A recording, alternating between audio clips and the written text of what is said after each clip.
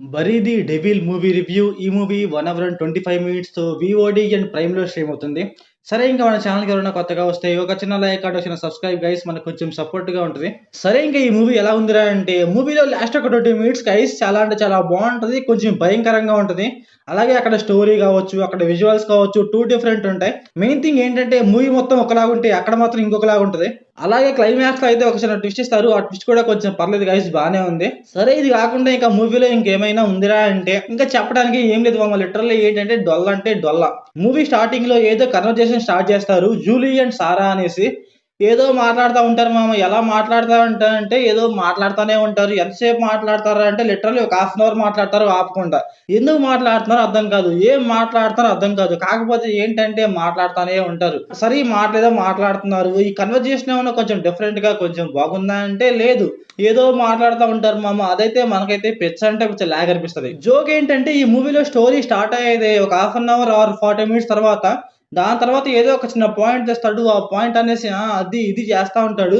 అది కూడా మనకైతే మరీ అంత గొప్పగా అనిపించదు. ఏదో తీస్తున్నాడురా, ఏదో చూపిస్తున్నాడురా అనిపిస్తది తప్పితే, మనకైతే ఎక్కడ కూడా డిఫరెంట్‌గా అండ్ కొంచెం ఎంగేజింగ్‌గా అనిపించదు. నాకేంటంటే పిచ్చ అంటే పిచ్చ లాగా అనిపించింది మామ. ఏదో కొంచెం బ్లడ్ లాగా ఏదో చూపిస్తా ఉంటాడు. అదేమో మనకైతే అసలంటే అసలు వర్కౌట్ అవ్వదు. ఎందుకు చూపిస్తున్నావో అర్థం కాదు. ఏంటో అర్థం కాదు. లిటరల్లీ ఏంటంటే మూవీలో ఒక అమ్మాయి ఉంటది.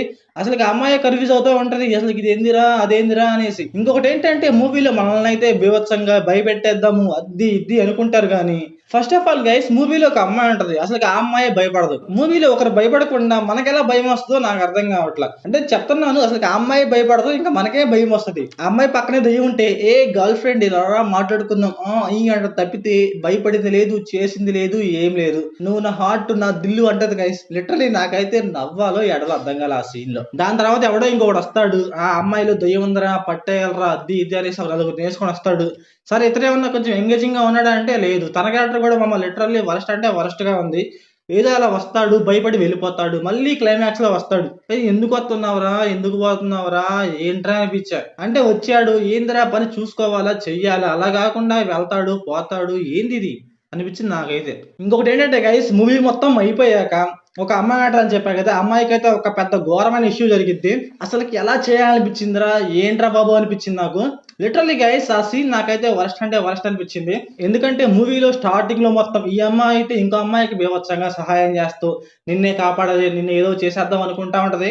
కాకపోతే ఈ అమ్మాయి అయితే లాస్ట్‌కి హ్యాండ్ ఇచ్చిద్ది. అదైతే నాకైతే అసలంటే అసలు నచ్చలేదు. అంటే మనకైతే ఫీల్ రావట్లేదనమాట. అది ఇక్కడ మంచి పని చేశార్రా అనేసి. నాకైతే అసలు ఎందుకు చేశార్రా అనిపించే ఫీల్ వచ్చిందక్కడ. ఇంకా మూవీలో హర్రర్ విషయానికొస్తే లాస్ట్ ఒక 2 నిమిషాలు తప్పితే ఇంకా మూవీలో ఎక్కడ హర్రర్ అయితే మనకైతే మరీ అంత కనిపించదు.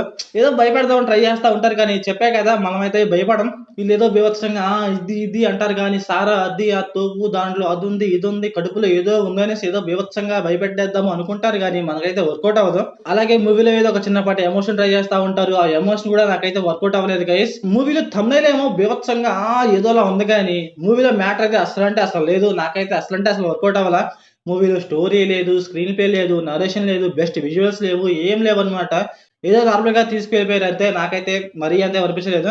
ఇంకా ఈ మూవీ ఫ్యామిలీ వాచబులా అంటే యెస్ గైస్ వాచబులే. మరీ అంతగా అడల్ట్ సీన్స్ అయితే ఏముండవు. సో మీరు చూసుంటే మీకెలా అనిపించిందో కామెంట్ చేయండి. So thanks for watching.